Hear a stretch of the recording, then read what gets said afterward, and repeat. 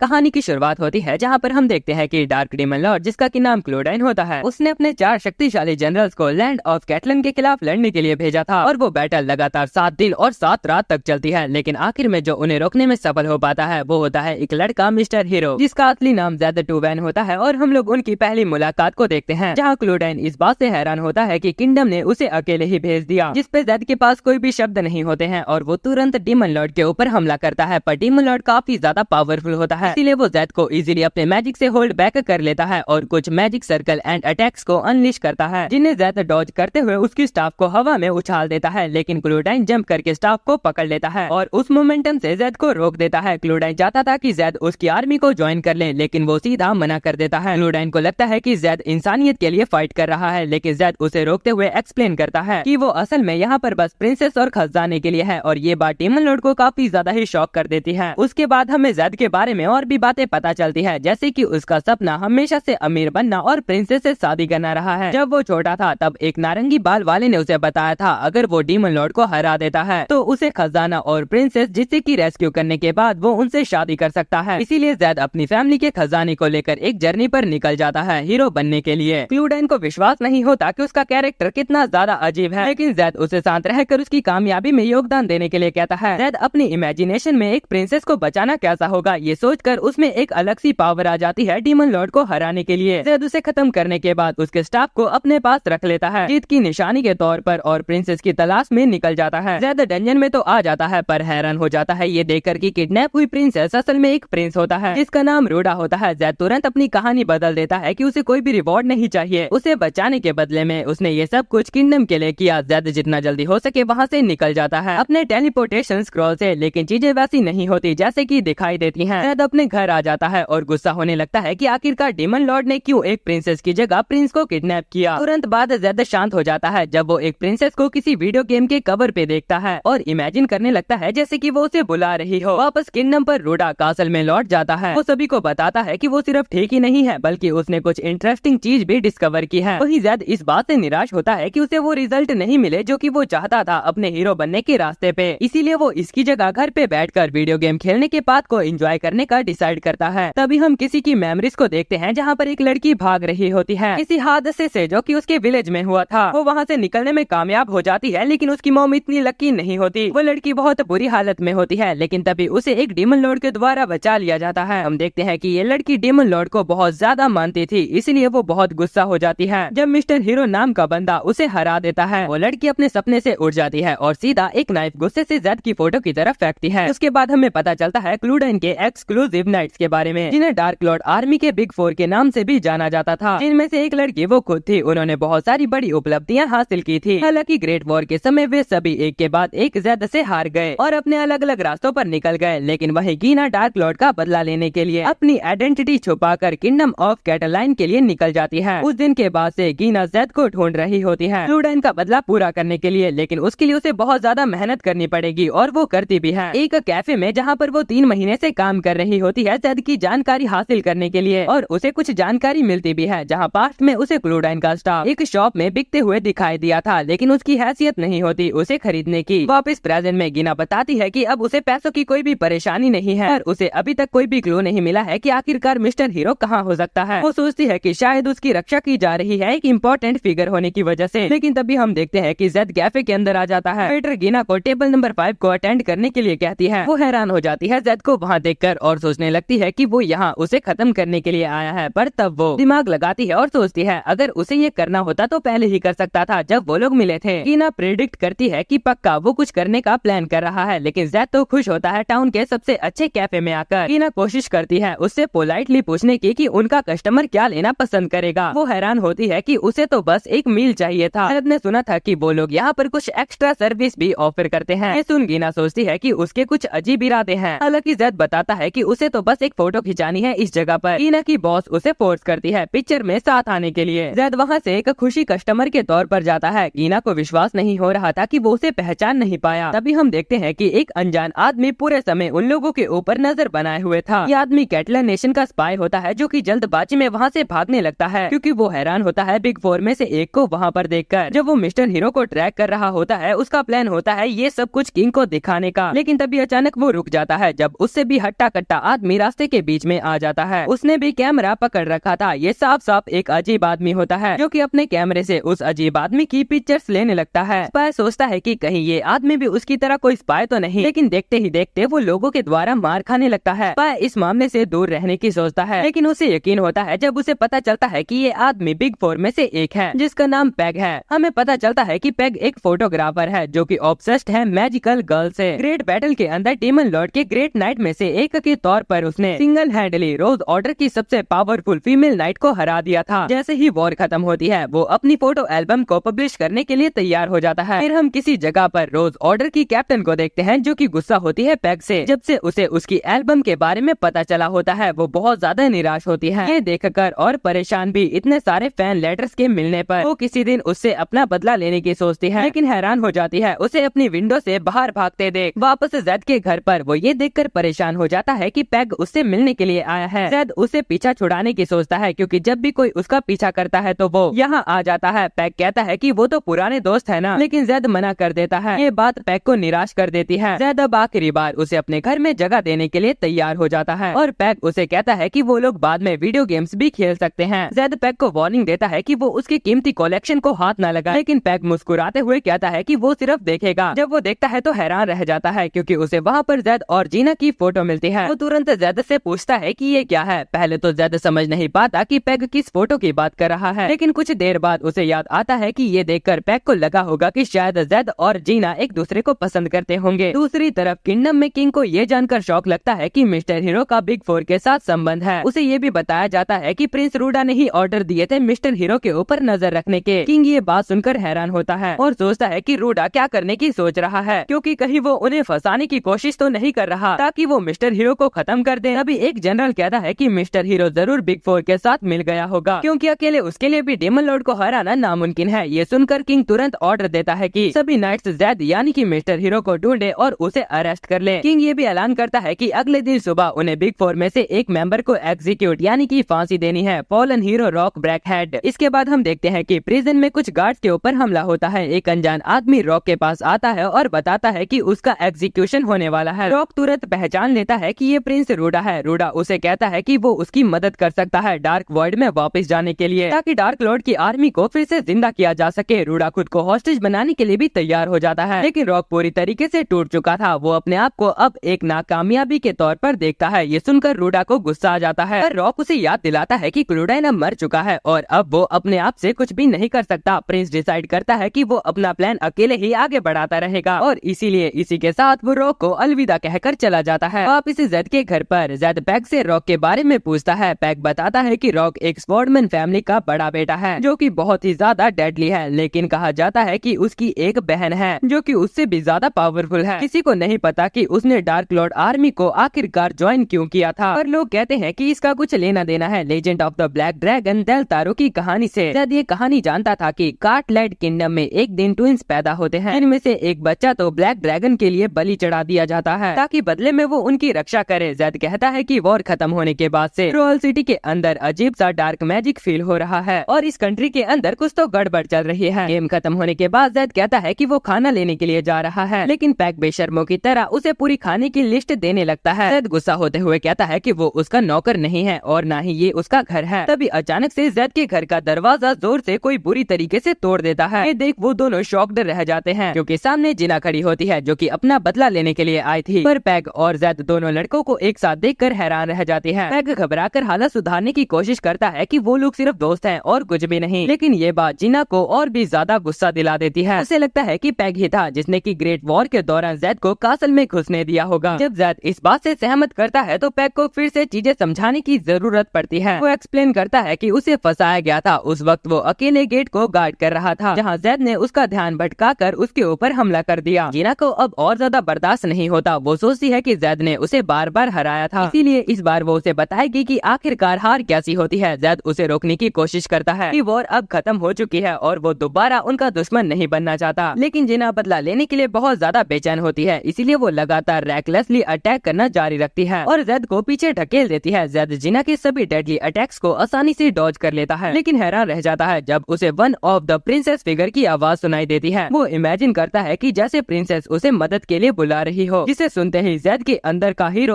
अचानक से जाग जाता है। जीना जैद की इस अल्ट्रा स्पीड को देखकर चौंक जाती है। जैद बताता है कि दूसरों की चीजों को बिना इजाजत के छूना बुरी बात होती है। वो उसके वेपन को दोबारा उसके पास वापस फेंक देता है, जिसे फील करने के बाद जीना तुरंत ही उसकी ताकत का एहसास कर लेती है। इसलिए जीना पहले थोड़ा सा फासला बनाती है ताकि वो दोबारा हमला कर सके, लेकिन जैद भी अपने आप को तैयार कर लेता है। हालांकि हैरानी की बात ये थी कि जैद ने सिर्फ अपनी उंगली एक बार मूव करके जीना के सारे वेपन्स को एक के बाद एक डिस्ट्रॉय कर दिया था। जैद की ओवरवेलमिंग पावर के बावजूद भी जीना फाइट जारी रखने का फैसला करती है, लेकिन जल्द ही उसकी इंस्टेंट स्ट्रेंथ के सामने हम्बल्ड हो जाती है और उसे समझ आ जाता है कि हीरो की असली ताकत किस लेवल की है।